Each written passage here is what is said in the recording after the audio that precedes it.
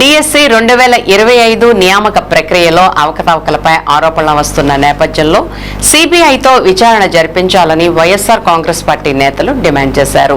ఈ మేరకు శుక్రవారం జిల్లా పార్టీ అధ్యక్షులు మాజీ ఎమ్మెల్యే దూలం నాగేశ్వరరావు ఆధ్వర్యంలో పార్టీ నేతలు జిల్లా రెవెన్యూ అధికారికి వినతిపత్రం అందజేశారు. ఈ కార్యక్రమంలో పార్టీ పిఎస్సి సభ్యులు ఉంగుటూరు నియోజకవర్గ ఇన్ఛార్జ్ పుప్పాల వాసుబాబు, ఏలూరు నియోజకవర్గ ఇన్ఛార్జ్ మామిళ్లపల్లి జయప్రకాష్ పాల్గొన్నారు. ఈ సందర్భంగా వారు మాట్లాడుతూ డిఎస్సి 2025 పరీక్షల్లో ప్రశ్నపత్రాల లీకేజీ, అక్రమాలపై సమగ్ర విచారణ జరిపించి బాధ్యులపై కఠిన చర్యలు తీసుకోవాలని కోరారు. ఈ వ్యవహారానికి నైతిక బాధ్యత వహిస్తూ మంత్రి నారా లోకేష్ రాజీనామా చేయాలని డిమాండ్ చేశారు. అదేవిధంగా విద్యాదీవెన, వసతిదీవెన పథకాల బకాయిలను విద్యార్థులకు వెంటనే విడుదల చేయాలని, నిరుద్యోగ భృతిని ప్రభుత్వం తక్షణమే అమలు చేయాలని వినతి పత్రంలో కోరినట్లు తెలిపారు.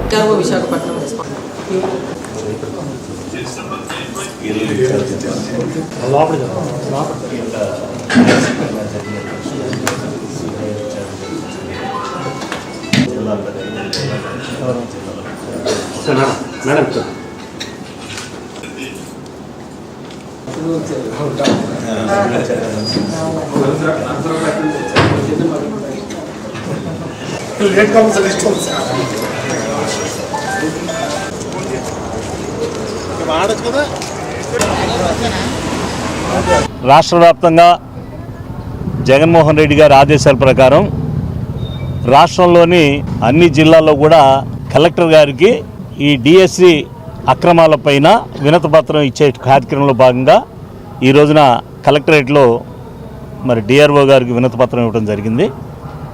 ఈరోజు ఈ కార్యక్రమం సందర్భంగా మేము ఒకటే డిమాండ్ చేస్తున్నాం. ఈ డిఎస్సి 2025 స్కామ్ పైన సిబిఐ దర్యాప్తు జరిపించాలని మేము డిమాండ్ చేస్తున్నాం. అలాగే ఈ పరీక్షల లీకేజీ, అక్రమాలకు బాధ్యత వహిస్తూ మంత్రి గారు నారా లోకేష్ గారు వెంటనే రాజీనామా చేయాలని రెండో డిమాండ్ చేస్తున్నాం. మూడోది విద్యా దీవెన, వసతి దీవెన బకాయిలు తక్షణమే చెల్లించాలని, నిరుద్యోగ భృతి అమలు చేయాలని వైఎస్ఆర్ కాంగ్రెస్ పార్టీ జిల్లా పార్టీ తరఫున ఈ రోజున ప్రత్యేకంగా డిమాండ్ చేస్తూ, అలాగే మరి ఈ డిఎస్సి అక్రమాల్లో ప్రారంభ దశలోనే ఇదే తొలి సంతకం అంటూ కూడా ఎంతో ఆర్భాటంగా సంతకం పెట్టి అక్రమాలు చోటు చేసుకున్నటువంటి పరిస్థితులు అన్నీ కూడా ఇవాళ ప్రజలకు తెలుసు. ఈ అక్రమాలకు అడ్డుకట్టు వేసి అసలైనటువంటి వారికి, వాళ్ళకి నిజాయితీగా వాళ్ళకి మరి అన్యాయం జరిగినటువంటి వారికి వాళ్ళకి పోస్టులు ఇవ్వాలంటే సిబిఐ దర్యాప్తు జరపాలంటే ముందు నైతిక బాధ్యత వహిస్తూ నారా లోకేష్ గారు రాజీనామా చేయాలి. ఇది మా డిమాండ్.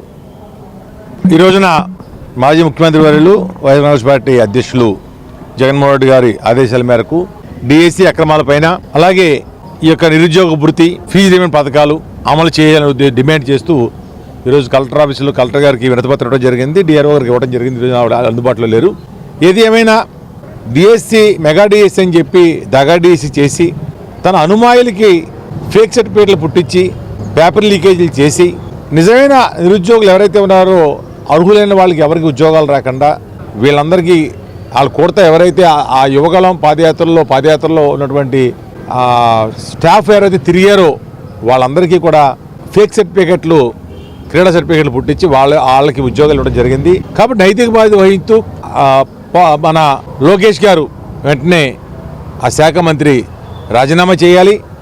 ఇస్తాను అని ఇది కాక ఇంకేదో 500 రూపాయలు, నీకు 15,000, నీకు 15,000, నీకు 10,000, నీకు 18,000 అని చెప్పినటువంటి మాటలు ఇప్పుడు మినిస్టర్లు చెప్పిన మాట మనం వింటా ఉన్నాం.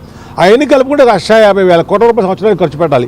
ఇంకేంటంటే నేను ఖర్చు పెడతా, నాకు రూపాయి అప్పు చేయాల్సిన పని లేదు, నేను సంపాదించి ఖర్చు పెడతా అన్నాడు. ఎక్కడ సంపాదన?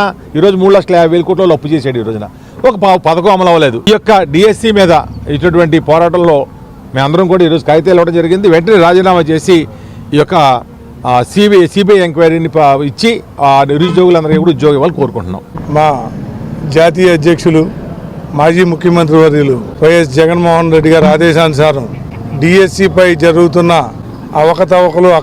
జరిగిన అవకతవకలు, అక్రమాలు, అలాగే నిరుద్యోగ భృతి, విద్యా దీవెనపై మేము ఒక మెమరాండం కలెక్టర్ గారికి ఇవ్వడానికి రావడం జరిగింది. కలెక్టర్ గారు ఫ్లడ్స్ ఎఫెక్టెడ్ ఏరియాకి వెళ్ళటం మూలంగా డిఆర్ఓ గారికి ఆ వినతి పత్రం ఇచ్చి త్వరగతిన ఈ డిఎస్సి పై విచారణ చేపట్టి దానికి బాధ్యులైన వారిని వెంటనే శిక్షించాలి, అర్హత ఉన్న వారికి వెంటనే ఉద్యోగాలు ఇవ్వాలి అని మేము డిమాండ్ చేస్తూ వాళ్ళు కలవడం జరిగింది. దీనిపై విద్యాశాఖ మంత్రి కేంద్రంలో ధర్మేంద్ర ప్రధాన్ గారు జంజీ యొక్క పోరాటానికి రాజీనామా చేసి వారి యొక్క ఇది చాటుకున్నారు. అలాగే ఇక్కడ కూడా లోకేష్ గారు రాజీనామా చేసి దీనిపై విచారణ కొనసాగించాలని మేము కోరుకుంటున్నాం.